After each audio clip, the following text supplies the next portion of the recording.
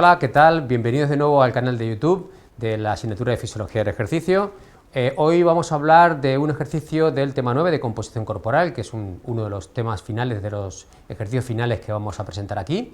Y bueno, pues como podemos ver aquí, vemos la composición corporal más habitual en una mujer y un hombre sanos, ¿no? Entonces vemos ahí que el tejido muscular está en torno a un 36-45% de la masa muscular. Luego tenemos la grasa esencial, que es la grasa mínima que tendrá el hombre o la mujer, que está en torno al 12% en la mujer y al 3% en el varón. Luego tenemos la grasa no esencial, que está en torno al 12% en el varón y el 15% en la mujer.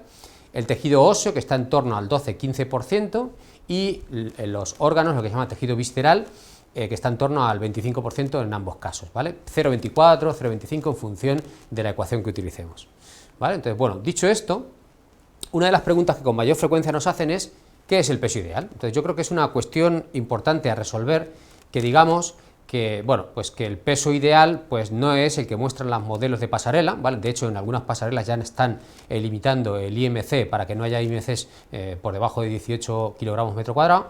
Y bueno, pues esta pregunta de qué es el peso ideal es muy frecuente en el campo de la nutrición y también en el campo de las ciencias del deporte. Entonces vamos a intentar darle solución a esta pregunta pues tan frecuente. Lo que está claro es que en los cuerpos que vemos a diario, bueno, hay otras composiciones corporales mucho más saludables y que representan mejor la imagen de la mujer o del hombre actual, ¿no? Porque desde luego las imágenes que vemos, en muchos casos retocadas en programas de edición, pues no suelen ser en absoluto la realidad que podemos percibir en cuanto a lo que es saludable. Y muchos de nuestros ídolos de la televisión, pues vemos pues, que luego pues son personas normales que tienen sus composiciones corporales pues bastante menos llamativas que las que podemos ver en la propia televisión, ¿no? Una de las preguntas que nos hacemos es: ¿el peso saludable es el verdadero peso ideal? Bueno, desde luego el peso saludable es en el que nos encontramos bien y nuestros marcadores de salud son correctos. El peso estéticamente deseable es un peso completamente distinto que normalmente pues no suele ser saludable. ¿Cómo encontramos ese peso saludable, ese peso ideal entre comillas? Porque nosotros llamaremos peso ideal al peso saludable, el peso en el que tenemos el menor número de comorbilidades o patologías asociadas. Bueno, uno de los indicadores epidemiológicos más frecuentes es el índice de masa corporal o Body Mass Index, ¿no? Que se calcula como podéis ver aquí, ¿vale? Se calcula como el IMC es el peso partido de la talla en metros al cuadrado, ¿no? Pues vemos aquí esta ecuación, ¿vale? Que es la más frecuente. Hay indicadores de la organización de la SIDO, por ejemplo, la Sociedad Española de Estudio de la Obesidad, donde se habla de cuáles son los valores de bajo peso, que como veis aquí pues es 18,5, normopeso desde 18,5 a 24,9, sobrepeso grado 1 por encima de los 25-26 kilogramos metro cuadrado, y a partir de ahí ya tendríamos sobrepeso grado 2 de 29 hacia adelante, ¿no? Y luego después pues tenemos los indicadores de obesidad aquí hasta obesidad mórbida o extrema. Entonces, ¿el IMC es una buena herramienta? Pues sí lo es. De hecho, aunque haya otras, aquí tenemos una publicación de mi amigo Fran Ortega, donde habla de un índice especialmente interesante, donde se compara el índice de masa corporal con el Fat-Mass Index, ¿no? Esto es la relación entre los accidentes cardiovasculares, ¿vale? Aquí vemos la tendencia de los accidentes cardiovasculares a medida que evoluciona el BMI o índice de masa corporal. Entonces vemos que la probabilidad de tener un accidente cardiovascular es 3 veces mayor cuando tenemos un índice de masa corporal elevado que cuando tenemos uno normal, ¿vale? Cuando tenemos uno bajo. ¿Qué ocurre? Que si calculamos el índice de masa graso, que tiene una ecuación muy parecida, es dividir la grasa en kilogramos por la talla al cuadrado, vemos que también ocurre algo parecido, pero con datos muy bajos de masa grasa también aumenta la probabilidad de tener un accidente cardiovascular. En esta publicación científica bastante relevante, con un número de sujetos muy elevado, se comprueba que tanto el índice de masa grasa como el índice de masa corporal tiene un comportamiento muy similar desde el punto de vista epidemiológico. ¿Qué ocurre? Que el problema que tiene el índice de masa graso es que la forma en la que calculamos el porcentaje de grasa, ¿vale? Que puede ser bastante distinta. Además de tener un índice de masa corporal concreto, la relación cintura-caderas puede corregir cardiovascular disease, ¿vale? O el riesgo cardiovascular, de tal manera que teniendo un peor relación cintura-caderas, ¿vale? La relación entre el perímetro de la cintura, que es la parte más estrecha, y la más ancha, que es la de las caderas. Si yo tengo esa relación cintura-caderas por encima de 1, este riesgo cardiovascular se empeora. Sin embargo, no hay que confundirse, ¿vale? No hay que obviar, ¿vale?, que estas dos personas tienen composiciones corporales bien distintas, aunque el IMC podría ser el mismo, ¿vale? Entonces, desde el punto de vista epidemiológico, no hay que dejar pasar que probablemente el culturista también tenga problemas asociados a ese sobrepeso. El culturista tiene un sobrepeso, lo que no tiene es un sobrepeso graso, ¿vale?, con respecto al otro paciente. Está todavía por demostrar si esto, ¿vale?, es más o menos sano que esto, ¿vale? En cualquiera de los casos nosotros pensamos que ambos son sobrepeso, la sobrecarga articular podría sobrevenir, ¿vale?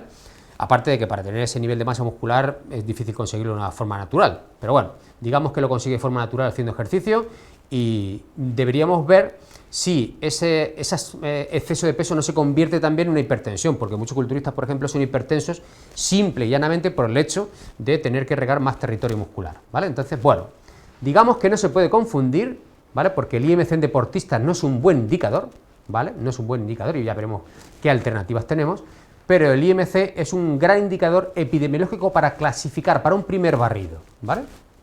Bien. Bueno, vamos a ver cómo podemos hacer una estimación del peso ideal en base al IMC. Si hemos dicho que el peso normal puede estar entre 18,5 a 24,9 kilogramos metro cuadrado, vamos a elegir 20 kilogramos metro cuadrado, ¿vale?, como indicador de normalidad, ¿vale? Entonces ponemos que 20 es igual al peso que no conocemos por la talla de esa persona, que es 1,74, por ejemplo, al cuadrado. El resultado de eso, podemos despejar este peso de aquí y multiplicar el IMC, porque esto está dividiendo, lo pasamos al otro lado multiplicando, y multiplicando 1,74 al cuadrado por 20, obtendríamos el peso para un IMC de 20. ¿Qué ocurre? Que cuando hacemos eso, ¿vale?, multiplicamos esas dos cosas, nos sale un peso para un IMC de 20 de 60,6. Ese sería el peso que tendríamos con 1,74, ¿vale?, de altura, para un IMC de 20, 60,6. Pero existe otro enfoque que para nuestro punto de vista es mucho más correcto, ¿vale? Este enfoque lo que hace es decir, vale, si yo tengo un cuerpo en el que tengo un peso total del 100%, es decir, el 70% más el 30% indicaría en el 100, y tengo lo que es grasa, que es esta parte de aquí, que puedo quitársela, si sé el porcentaje de grasa se lo puedo quitar, de tal manera que tendría lo que no es grasa más lo que es grasa teniendo el 100% del peso corporal, ¿vale? ¿Qué hacemos en este procedimiento? Pues lo que hacemos es considerar lo que no es grasa y sumarle la grasa ideal, el porcentaje que estimemos como porcentaje de grasa ideal. Esto es muy interesante, sobre todo para deportes y en aquellos casos donde podamos conocer el porcentaje de grasa. ¿Cómo sabemos el porcentaje de grasa normal? Pues aquí tenemos los percentiles por edades, porque estos porcentajes de grasa varían con la edad. Entonces aquí vemos el percentil 50, que sería lo de estar normal, entre comillas, ¿vale? Bien, cuidadín con lo de estar normal, ¿vale? Porque esto es lo que es frecuente. ¿Dónde está el percentil 50? Pero si la población sigue avanzando por la senda del sobrepeso, lo que es normal no tiene por qué ser saludable, ¿vale? Así es que esto es lo que suele ocurrir con la edad, ¿vale? Por cierto, es curioso que desde 69 años hasta 70 baje el porcentaje de grasa, ¿vale? Y esto tiene una explicación epidemiológica, sobre todo porque solo sobreviven los que están delgados, ¿vale? Así es que cuidado con este tipo de aseveraciones estadísticas que nos podrían llegar a pensar que llegar a los 80 años nos va a hacer adelgazar. No, y va a ser lo contrario. Si llegamos a 80 años, será porque estamos delgados. Bien, visto también, aquí tenemos el de hombres, podríamos tener pues nuestro porcentaje de grasa al que deberíamos tender, 28,4, 29,4, esto serían los datos normales, ¿vale? ¿Qué ocurre? Que también lo podemos ver por deportes, el porcentaje de grasa con el que se suele competir en cada deporte, eso es el porcentaje de grasa ideal y podríamos sumarle ese porcentaje de grasa. Vamos al enunciado de este ejercicio, ¿vale? Mediante una sorciometría dual de rayos X obtenemos que un varón de 34 años pesa 85 kilos y presenta un porcentaje de grasa del 36%. ¿Cuál es su peso libre de grasa y el peso que debería perder para tener un peso ideal del 20% de grasa? Si el sujeto tuviera una altura de unos 75 centímetros, ¿vale? Cuidado, está en centímetros, habría que pasarlo a metros para sacar el IMC. ¿Cuál será su peso ideal para un IMC igual a 20? y la diferencia en kilogramos con respecto al anterior procedimiento. Es decir, vamos a comparar el 20% de grasa con 20 kilogramos metro cuadrado de IMC, ¿vale? Para ver si es el mismo valor o tiene sentido o no tiene sentido compararlos. Bien, los datos de la persona serían 34 años, 85 kilos, unos 70, porcentaje de grasa 36%, y nos preguntan el peso libre de grasa, el peso ideal para un 20% de grasa, el peso ideal para un IMC de 20, ¿vale? Eso es 20 de IMC kilogramos metro cuadrado, y la diferencia entre los procedimientos. Hay que comentar una cosa importante de este ejercicio, ¿vale? Que suele producir bastante confusión, ¿vale? Es una cuestión matemática que la vamos a entender enseguida. Si yo tengo un número, ¿vale? 75, y quiero aumentarlo un 10%, ¿qué hacemos? Bueno, pues lo más fácil, lo primero que suele hacer todo el mundo es coger el 75, multiplicarlo por 0,1, ¿vale? Que es el 10%, que es 7,5, y si queremos aumentarlo el 10%, pues se suma 75 más 7,5, y da el resultado de 82,5, ¿vale?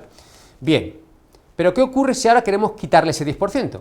Pues obtengo el 10% de 82,5, que es 8,25, ¿vale? Es el que tenemos aquí, 8,25 es el 10% de 82,5, ¿vale?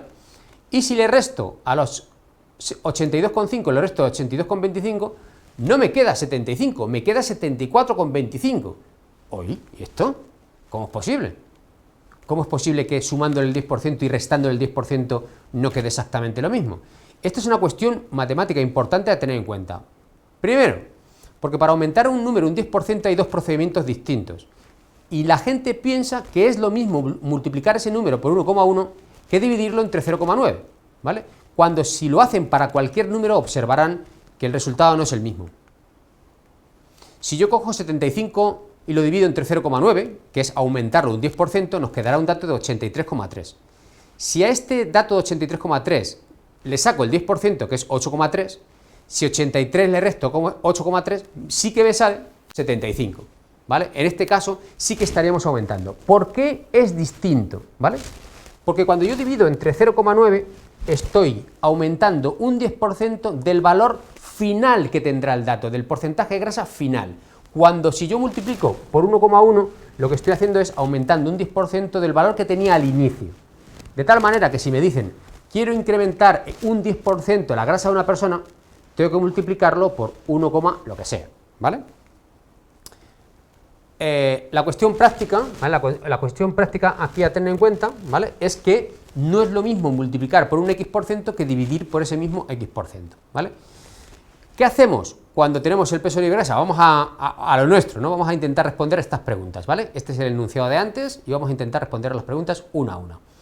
Primero, ¿cuál es el peso libre de grasa? En primer lugar, bueno, pues si la persona pesa 85 kilos y tiene un 36% de grasa, multiplicamos 85 por 0,36 y obtenemos que tiene 30,6 kilogramos de grasa, ¿vale? Entonces, el peso libre de grasa que tenemos aquí será 85 menos 30,6, es decir, tiene 54,4 kilogramos de peso libre de grasa, ¿vale?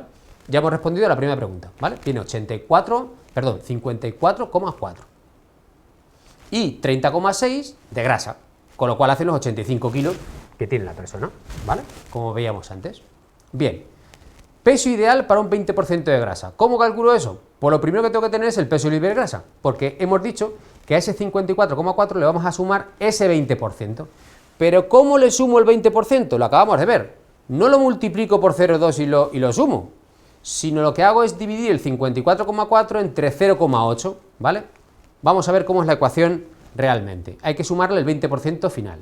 ¿Cómo hago eso? Pues lo vamos a ver enseguida. El peso ideal para deportistas es el peso libre de grasa actual dividido entre 1 menos el porcentaje de grasa ideal de ese deporte entre 100, ¿vale? Bien, vemos ahí que es el 20%, sería 54,4 kilos dividido entre 1 menos 20 entre 100, es decir, 54,4 menos 1,02, o sea, menos 1 menos 0,2, ¿vale? Que es 0,8, ¿vale? Entre 54,4 entre 0,8 es 68 kilos. Este será 0,8, es 0,8 porque es un 20%. Si fuera un 25 sería 0,75. Si fuera un 10 sería 0,9 y así indefinidamente, ¿vale? Entonces el peso ideal para este deportista será 68 kilos. 68 kilos con un 20% de grasa. ¿Qué porcentaje de, ¿qué peso graso tiene al final? Pues tiene 68 kilos por 0,2, por un 20%, es decir, tiene 13,6 kilos de grasa, es decir, que esto es 13,6, ¿vale? Sumando ese 13,6 a los 54 nos da los 68 kilos final, ¿vale? Bien, por tanto, si antes tenía 30,6 kilos de grasa y ahora tiene 13,6 kilos de grasa, tiene que perder 17 kilos de grasa, ¿vale? ¿Por qué he restado las grasas y no he restado los pesos? Porque aquí estamos considerando que la masa libre de grasa no cambia, pero podría cambiar. Entonces los pesos finales es mejor no restarlos.